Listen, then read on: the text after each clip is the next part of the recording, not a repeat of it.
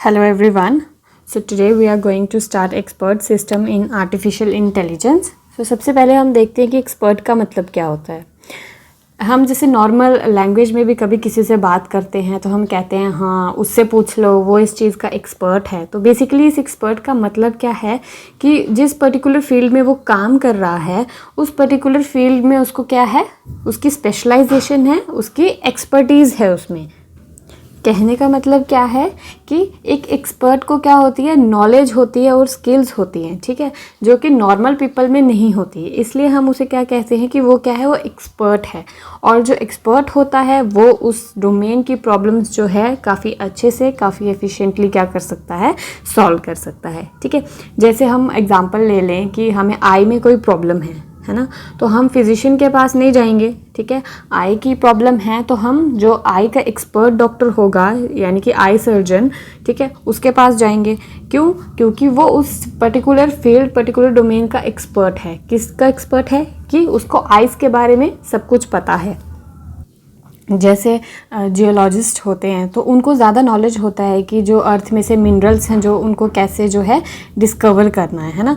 क्यों? क्योंकि उनको डीप नॉलेज है अपने उस सब्जेक्ट का, जियोलॉजी का।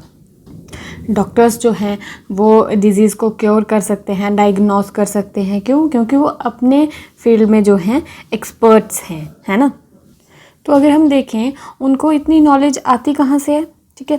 वो बुक्स पढ़ते हैं, मैगजीन्स पढ़ते हैं, जर्नल्स पढ़ते हैं, कुछ नॉलेज उनके टीचर्स उनको प्रोवाइड करते हैं, और बाकी नॉलेज वो कैसे गेन करते हैं, एक्सपीरियंस के थ्रू, ठीक है। जो उनको इतने सालों का एक्सपीरियंस है, बाकी नॉलेज उन्होंने वैसे गेन करी हुई है।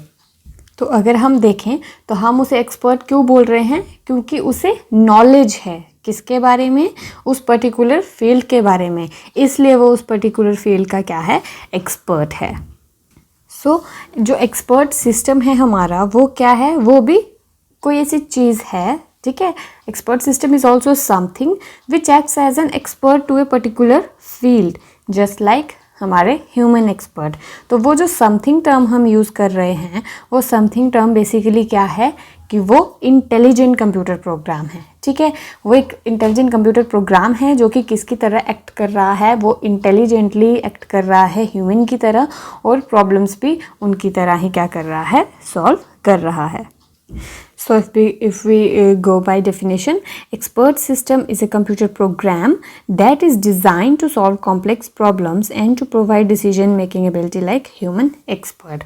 वही सेम चीज़ जो मैंने अभी आपको बताई कि एक एक्सपर्ट सिस्टम क्या है, एक कंप्यूटर प्रोग्राम है जिसको किस लिए डिज़ाइन किया गया है कि वो कॉम्प्लेक्स प्रॉब्लम्स उस पर्टिकुलर डोमेन की क्या कर सके, सॉल्व कर सके, और एक डिसीजन मेकिंग एबिलिटी है जो प्रोवाइड कर सके, किसकी तरह, ह्यूमन एक्सपर्ट की तरह। और ये सारा काम वो कैसे करता है, नॉलेज बेस होता है। जैसे हमारा डेटाबेस होता है वैसे हमारे एक्सपर्ट सिस्टम में नॉलेज बेस होता है। वो क्या करता है, रीजनिंग और इन्फ्रेंस रूल्स को अप्लाई करके क्या करता है, वो नॉलेज उसमें से एक्सट्रैक्ट करता है, और जैसे यूज़र जो है क्वेरी करेगा वो उस नॉलेज को, मतलब जो उसने एक्सट्रैक्ट करी होगी वो उसको प्रोवाइड करता है, ठीक है। मतलब जैसे फॉर एग्ज़ाम्पल मैं एक्सपर्ट सिस्टम से कोई क्वेश्चन पूछ रही हूँ, सो मैंने उससे क्या पूछा है वो क्या करेगा, वो इन्फ्रेंस रूल्स अप्लाई करेगा, रीजनिंग अप्लाई करेगा, किस में, अपने नॉलेज बेस में। नॉलेज बेस क्या है, जहाँ पे फैक्ट्स और उसका डेटा स्टोर है, ठीक है। ये रूल्स अप्लाई करके वो वहाँ से क्या करेगा, एक कंक्लूजन डिराइव करके लाएगा, और जो मेरी क्वेरी होगी वो उसको आंसर करेगा, ठीक है।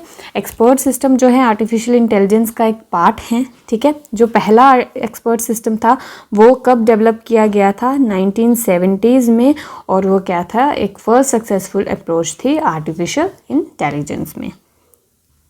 सो बेसिकली एक्सपर्ट सिस्टम जो है वो हमें किस चीज़ में हेल्प कर रहा है, वो डिसीजन मेकिंग में हेल्प कर रहा है, जो भी हमारी कॉम्प्लेक्स प्रॉब्लम्स हैं उसके लिए। कैसे? Using both facts and heuristics like an human expert.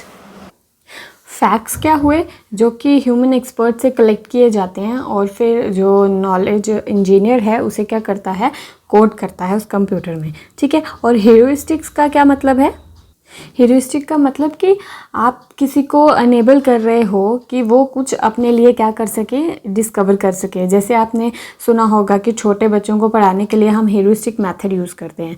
तो ह्यूरिस्टिक मेथड में बेसिकली होता क्या है कि उनको एक ऐसी प्रॉब्लम दे दी जाती है जिसको वो क्या करते हैं, खुद से सॉल्व करते हैं और उसका आंसर खुद से डिस्कवर करते हैं। So what does heuristic means कि एक ऐसा प्रोसेस जिसमें कोई अपने लिए कुछ डिस्कवर कर रहा है या फिर कुछ लर्न कर रहा है। ठीक है। It is called so because it contains the expert knowledge of a specific domain and can solve any complex problem of that particular domain. उसे एक्सपर्ट सिस्टम क्यों कहा जाता है? क्योंकि वो एक पर्टिकुलर डोमेन मैं भी आपको बताऊंगी क्या होता है। ठीक है। उस पर्टिकुलर डोमेन का वो क्या है, एक्सपर्ट है, और उस डोमेन से रिलेटेड कोई भी प्रॉब्लम आएगी तो वो क्या कर सकता है, उसे सॉल्व कर सकता है। सो ये जो सिस्टम्स हैं ये हर डोमेन के लिए, मतलब जो है स्पेसिफिक डोमेन्स के लिए बनाए जाते हैं। जैसे कि मेडिसिन्स में इनका यूज़ है, साइंस में इनका यूज़ है, और बहुत सारे डिपार्टमेंट्स हैं जहाँ इनका यूज़ है। सो अगर आप इसकी परफॉर्मेंस की बात करें तो एक्सपर्ट सिस्टम की परफॉर्मेंस किस चीज़ पे बेस रहेगी? जो उसका नॉलेज बेस रहेगा। मतलब जितना ज़्यादा अच्छा डेटा, अच्छे फैक्ट्स उसके नॉलेज बेस में स्टोर होंगे, वो क्या कर सकता है, उतना ज़्यादा अच्छा परफॉर्म कर सकता है। ठीक है। जितनी ज़्यादा नॉलेज जो है उसके नॉलेज बेस में होगी, उतना ज़्यादा सिस्टम अपने आप को क्या कर सकता है, अपनी परफॉर्मेंस को इम्प्रूव कर सकता है। ठीक है। One of the common example क्या है एक्सपर्ट सिस्टम की? Suggestion of spelling errors while typing in Google search box. जब भी आप गूगल सर्च बॉक्स में कुछ टाइप करते हो तो वहाँ पे क्या आ जाता है, जब आप कुछ रॉन्ग स्पेल कर लेते हो तो वहाँ पे आपको सजेशंस आ जाते हैं कि maybe you are looking for this और दैट, राइट। सो हम बात कर रहे थे डोमेन नॉलेज की। तो डोमेन नॉलेज बेसिकली है क्या? The knowledge of specific field possessed by an expert of that field is called domain knowledge. For example, कि मैं क्या हूँ, मैं डॉक्टर हूँ, ठीक है, मैं फॉर एग्जांपल आई सर्जन हूँ, ठीक है, तो मुझे उस पर्टिकुलर फील्ड की क्या है, नॉलेज है, राइट। तो वो पर्टिकुलर फील्ड मेरा क्या है, आई से रिलेटेड है, तो वो क्या होगा, मेरा वो डोमेन नॉलेज है जो मैंने उसमें से क्या करी हुई है, ग्रास्प करी हुई है। मतलब कि कोई एक बड़ा सा डोमेन है, ठीक है, मान लीजिए मेडिसिन जो है एक बड़ा सा डोमेन है, ठीक है। मेडिसिन के अंदर कितने सारे जो हैं डिपार्टमेंट्स आ जाते हैं, है ना। कोई ऑर्थोलॉजी है, कोई आइज़ के लिए है ना। तो for example if I am an eye surgeon, तो मैं एक्सपर्ट क्यों हूँ? क्योंकि मुझे इस पर्टिकुलर फील्ड की जो है नॉलेज है, और वो जो नॉलेज है उसे हम क्या कहते हैं, दैट इज़ डोमेन नॉलेज। जैसे फॉर एग्जांपल आपने DBMS में पढ़ा होगा, तो वहाँ पे भी हम डोमेन की बात करते हैं कि इस डोमेन से बाहर जो है हमारे DBMS में एलिमेंट्स नहीं आ सकते। तो सिमिलरली वैसे ही हमारी एक प्रॉब्लम का भी डोमेन होता है, ठीक है। जैसे आप आर्टिफिशियल इंटेलिजेंस पढ़ रहे हैं, ठीक है। सो ये क्या है, ये एक बड़ा सा डोमेन है, और इस आर्टिफिशियल इंटेलिजेंस में हम एक्सपर्ट सिस्टम की नॉलेज को ग्रैस्प कर रहे हैं, तो ये क्या है, हमारी डोमेन नॉलेज। और अगर हम इसको अच्छे से कर लेते हैं तो हम क्या बन जाएंगे, इसके एक्सपर्ट्स, ठीक है। ये मैं एग्जाम्पल के तौर पर बता रही हूँ आपको। जब हम एक्सपर्ट सिस्टम बनाने की बात करते हैं तो एक्सपर्ट सिस्टम ऐसे ही जनरली नहीं बना दिया जाता, ठीक है। एक्सपर्ट सिस्टम तब डेवलप किया जाता है जब हमारे पास कोई वैसी प्रॉब्लम है, ठीक है। तो उस प्रॉब्लम से रिलेटेड जो भी इंफॉर्मेशन हमारे पास अवेलेबल होगी तो उसे हम क्या कहते हैं कि वो क्या है, हमारा प्रॉब्लम एरिया या फिर डोमेन।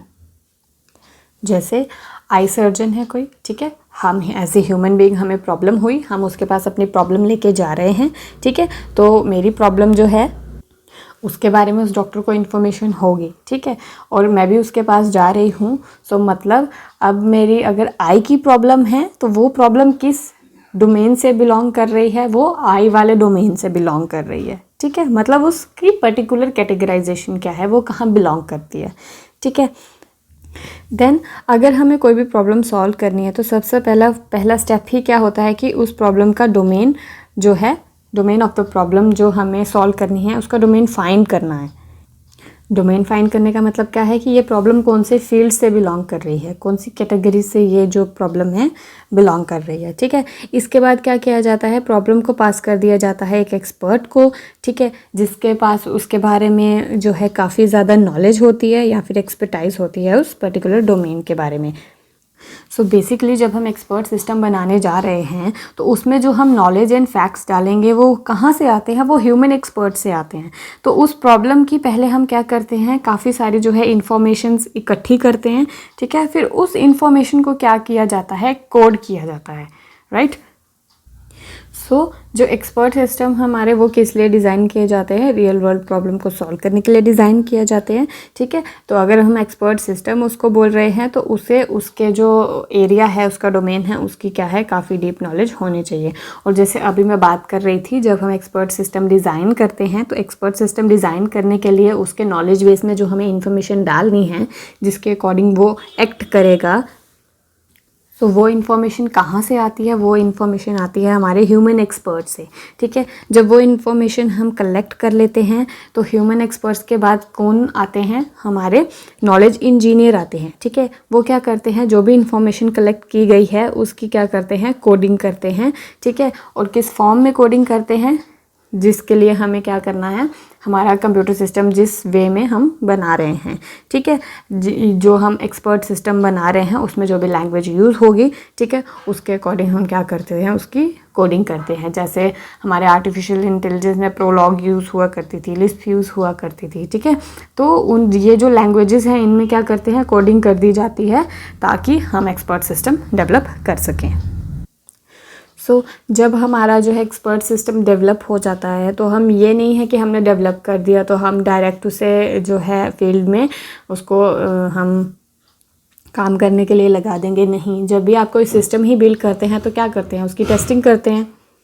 सो एक्सपर्ट सिस्टम को भी हम टेस्ट करते हैं। कैसे, हम फॉर एग्ज़ाम्पल कुछ क्वेरीज कर रहे हैं उससे, ठीक है, एग्जांपल्स पूछ रहे हैं उससे, तो अगर तो हमें जो है वो अच्छा जवाब दे रहा है, ठीक है, तो हम अगर सेटिस्फाइड हैं उसके रिज़ल्ट से, जो हमारा नॉलेज इंजीनियर है अगर वो सेटिस्फाइड है उसके रिज़ल्ट से, तो वो क्या हो जाएगा, हम उसे काम पे लगा सकते हैं। लेकिन अगर हमें उसमें जो है हम सेटिस्फाई नहीं हैं तो हम जो उसकी एक्सपर्टीज़ है उसको हम रिफ़ाइन कर सकते हैं, ठीक है। कैसे, हम जो है ये जो सेम हमने प्रोसेस लगाया है हम दोबारा से सेम प्रोसेस लगा सकते हैं और ये तब तक रिपीट कर सकते हैं जब तक हमें वो डिज़ायर्ड लेवल नहीं मिल जाता परफॉर्मेंस का in solving the problems that we are finding, ठीक है। सो जब हमें वो डिज़ायर लेवल अचीव हो जाएगा, हम क्या करेंगे, उस एक्सपर्ट सिस्टम को फील्ड में काम करने के लिए लगा देंगे। सो नॉलेज इंजीनियरिंग टर्म को हम जो यूज़ करते हैं तो ये क्या है, नॉलेज इंजीनियरिंग का मतलब क्या है कि एक्सपर्ट सिस्टम को क्या करना, बिल्ड करना, ठीक है। और जो ये बनाते हैं उन्हें क्या कहा जाता है, नॉलेज इंजीनियर्स, ठीक है। मतलब ये नॉलेज इंजीनियर का ही काम है कि जो वो मतलब एक्सपर्ट सिस्टम में जो वो कोडिंग कर रहा है वो वही कोडिंग कर रहा है जिस प्रॉब्लम को सॉल्व करने के लिए हमने उसे प्रपोज किया था, और उसके पास वो सारी नॉलेज है जो उसे प्रॉब्लम सॉल्व करने के लिए चाहिए, ठीक है।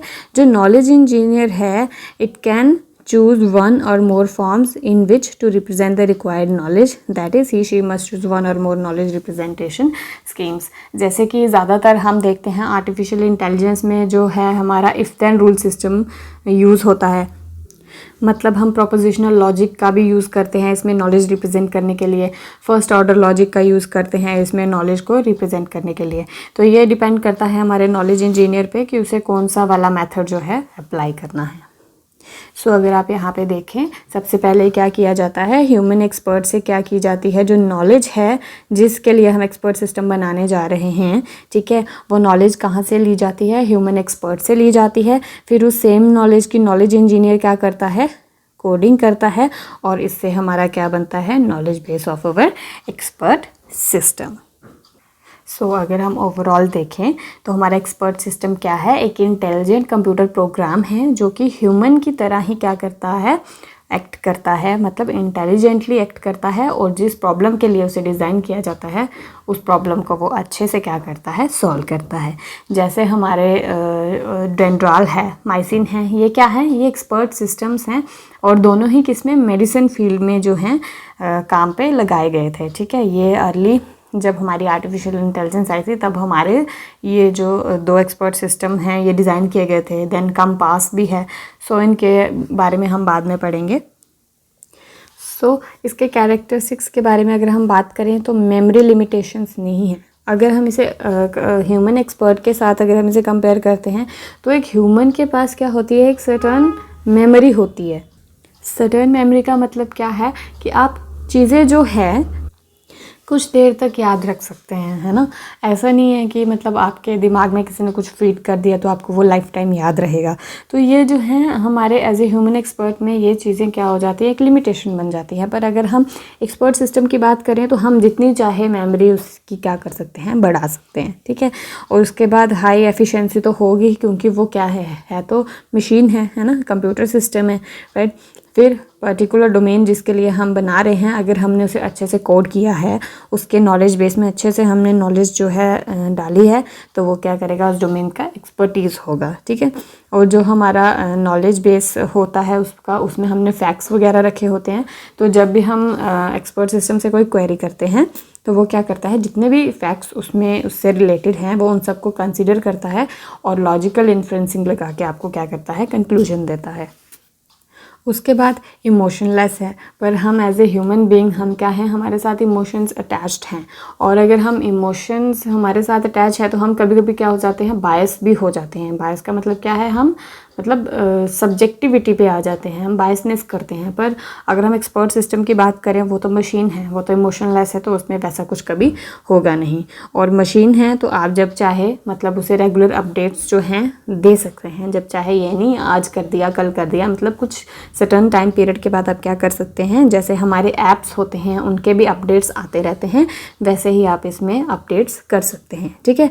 और मशीन में हम जो क्या कर सकते हैं, हाई सिक्योरिटी अप्लाई कर सकते हैं। पर अगर हम ह्यूमन एक्सपर्ट की बात करें तो इतनी सिक्योरिटी उसमें अवेलेबल नहीं है। सो ये मैंने इन सारे कैरेक्टरिस्टिक्स की यहाँ पे जो है थोड़ा थोड़ा इनके बारे में कंटेंट लिखा हुआ है, तो चेक करते हैं क्या है। मेमोरी लिमिटेशंस की बात कर रहे हैं तो वही है कि क्या होगा कि इसको हम एक्सपर्ट सिस्टम में जितना चाहिए उतना डेटा जो है वो स्टोर कर सकते हैं, और जब इसे यूज़ करना हो ये उसको मेमोराइज़ भी कर सकता है जब इसे अप्लाई करना हो। लेकिन एज ए अगर ह्यूमन एक्सपर्ट की बात करें तो एक पर्टिकुलर टाइम पीरियड पे जो वो सारी चीज़ें मेमोराइज़ करना, रिकॉल करना जो है वो क्या हो जाता है, वो मुश्किल हो जाता है। फिर हाई एफिशिएंसी की बात करते हैं। अगर हमारा नॉलेज बेस जो है अपडेटेड है और करेक्ट नॉलेज अगर उसमें है तो वो हमेशा क्या करेगा, हाईली एफिशिएंट आउटपुट देगा, ह्यूमन की तरह नहीं, ठीक है। अगर उसके नॉलेज बेस में हमने ठीक जो मतलब करेक्ट नॉलेज हमने उसमें डाल रखा है तो वो हमें करेक्ट आउटपुट ही देगा, ठीक है। कभी कभी एज ए ह्यूमन बीइंग क्या होता है, हम काफ़ी सारी क्या करते हैं, गलतियाँ कर जाते हैं। बट अगर मशीन करेक्टली डिज़ाइंड है तो वो क्या करेगी, वो हमेशा एफिशिएंसी से ही काम करेगी। Then expertise in a domain, ठीक है। There are lot of human beings in each domain, ठीक है। उन सब के पास डिफरेंट स्किल्स हैं, डिफरेंट एक्सपीरियंस हैं, डिफरेंट स्किल्स मैंने पहले भी बात कर दी। तो it is not easy to get final output for the query, ठीक है। अगर हम ह्यूमन बीइंग की, अगर आप मुझे एज ए कोई क्वेरी पूछते हो तो ज़रूरी नहीं है कि मैं जो है हर क्वेरी का आपको सही से आंसर कर पाऊँ, ठीक है। लेकिन अगर जो नॉलेज इन ह्यूमन एक्सपर्ट ने गेन की है, इस नॉलेज को हम कहाँ डाल दें, एक्सपर्ट सिस्टम में डाल दें, तो वो क्या करेगा, वो हमेशा क्या करेगा, एफिशिएंट आउटपुट देगा by mixing all the facts and knowledge, जो भी हमने उसके नॉलेज बेस में डाल दी होगी, ठीक है। तो उसके नॉलेज बेस में जो सारी जितनी भी सारी फैक्ट्स और ये सब आते हैं, आते कहाँ से हैं, ये ह्यूमन एक्सपर्ट से आते हैं, ठीक है। ह्यूमन एक्सपर्ट से हम कलेक्ट कैसे करते हैं ये चीज़ें, हम क्वेश्चनर्स बनवा सकते हैं उनसे, हम उनसे इंटरव्यूज़ ले सकते हैं, और जितनी भी ये नॉलेज होती है हम क्या करते हैं, कोट कर देते हैं उसके नॉलेज बेस में। फिर नॉट अफेक्टेड बाय इमोशंस, पहले भी बात की, इसमें कोई एनजाइटी नहीं होती, डिप्रेशन नहीं होता, फैटिग नहीं होता, ये थकता नहीं है, ठीक है। इसमें कोई गुस्सा नहीं होता, परफॉर्मेंस इसकी हमेशा कांस्टेंट रहेगी। पर ह्यूमन एक्सपर्ट की बात करें तो ह्यूमन एक्सपर्ट में ये सारी चीज़ें होती हैं, तो ज़रूरी नहीं है आपको हर टाइम जो है परफॉर्मेंस उसकी ह्यूमन एक्सपर्ट की कांस्टेंट मिले, पर मशीन में ऐसा हो सकता है। फिर उसके बाद हाई सिक्योरिटी हम इसको प्रोवाइड कर सकते हैं। देन सारे फैक्ट्स जितने भी हैं, एक क्वेरी को रिस्पॉन्ड करने के लिए सारे फैक्ट्स को क्या करता है, चेक करता है, और उसके अकॉर्डिंग क्या करता है, हमें रिजल्ट जो है प्रोवाइड करता है। पर ह्यूमन एक्सपर्ट के केस में ऐसा पॉसिबल नहीं है, मे बी कुछ फैक्ट्स उसको भूल जाएं या कुछ भी रीज़न हो सकता है, ठीक है। या फिर जिन फैक्ट्स की बात हो रही है क्या पता वो फैक्ट्स को कंसीडर ही ना करें। पर अगर हम एक्सपर्ट सिस्टम की बात करें तो उसके नॉलेज बेस में उस क्वेरी से रिलेटेड जितने फैक्ट्स हैं वो उन सबको क्या करेगा, कंसीडर करेगा। देन रेगुलर अपडेट्स की बात कर रहे हैं तो मतलब अगर हम अपने एक्सपर्ट सिस्टम की परफॉर्मेंस से सेटिस्फाइड नहीं है तो हम क्या कर सकते हैं, हम उसको इम्प्रूव कर सकते हैं, उसका नॉलेज बेस इम्प्रूव कर सकते हैं। ठीक है, तो उसमें भी अपडेट्स जो हैं वो आती रहती हैं। These systems are highly reproducible।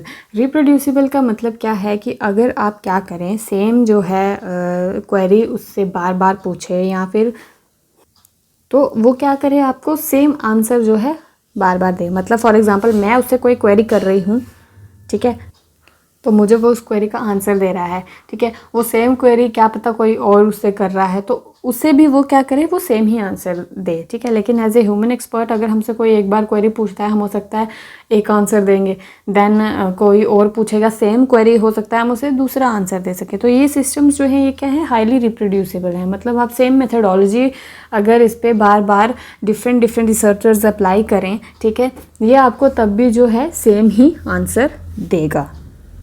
Then they can be used for risky places where the human presence is not safe। Obviously machine है तो मशीन को हम उन प्लेसेस पे भेज सकते हैं काम करने के लिए जहाँ पे जो है ह्यूमन एक्सपर्ट का जाना पॉसिबल नहीं है। ठीक है, अगर हमने इसका नॉलेज बेस अच्छे से डिज़ाइन किया है तो इसमें एरर की जो पॉसिबिलिटीज़ हैं वो क्या रहेंगी, हमेशा कम ही रहेंगी। ठीक है, और परफॉर्मेंस इनकी जो है कांस्टेंट रहती है क्योंकि इनमें इमोशन, टेंशन और फैटीग की कोई प्रॉब्लम नहीं होती और जो इनकी क्वेरी की जो रिस्पॉन्ड करने की स्पीड है वो काफ़ी क्या होती है, वो काफ़ी हाई होती है।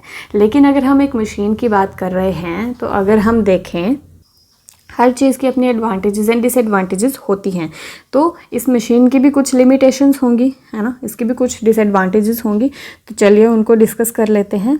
सो लिमिटेशंस की मैं बात करूं अगर तो उसका नॉलेज बेस जो है वही गलत है। ठीक है, अगर उसके नॉलेज बेस में रॉन्ग इन्फॉर्मेशन है तो वो आपको जो रिस्पॉन्स भी देगा वो क्या देगा, रॉन्ग देगा। ये क्या है, इसकी लिमिटेशन है। एडवांटेज क्या है कि अगर आप उससे सही से जो है करेक्टली आप उसको डिज़ाइन करते हैं तब तो वो आपको करेक्टली आंसर देगा, पर अगर आपने उसका नॉलेज बेस रॉन्गली डिज़ाइन कर दिया तो आपको आंसर भी वो वैसे ही देगा। अब एज ए ह्यूमन बीइंग अगर हम देखें तो ह्यूमंस जो हैं क्रिएटिव आउटपुट्स लेके आ सकते हैं, मतलब वो क्रिएटिव हो सकते हैं, पर सेम सिनेरियो हमारी मशीन में जो ला पाना वो थोड़ा डिफ़िकल्ट है। क्यों? क्योंकि ह्यूमन जो है करंट सिनेरियो के बेसिस पे जो है अभी कुछ और एक्ट कर सकता है। ठीक है, थोड़े टाइम बाद वो कुछ और एक्ट करेगा, पर अगर हम देखें मशीन में तो हमारे पास वही स्टैटिक नॉलेज है, तो वो क्या करेगा, उस स्टैटिक नॉलेज के बेस पे ही क्या करेगा, एक्ट करेगा। लेकिन हमारा जो ह्यूमन नेचर है, अगर हम देखें हमारे आगे पीछे का जो इन्वायरमेंट है वो क्या है, वो डायनामिक है। ठीक है, वो चेंज होता रहता है, तो हम उसके हिसाब से क्या है, जो हमारे क्वेरीज, हमारे आंसर्स, जो हमारे आउटपुट्स भी क्या होते रहते हैं, चेंज होते रहते हैं।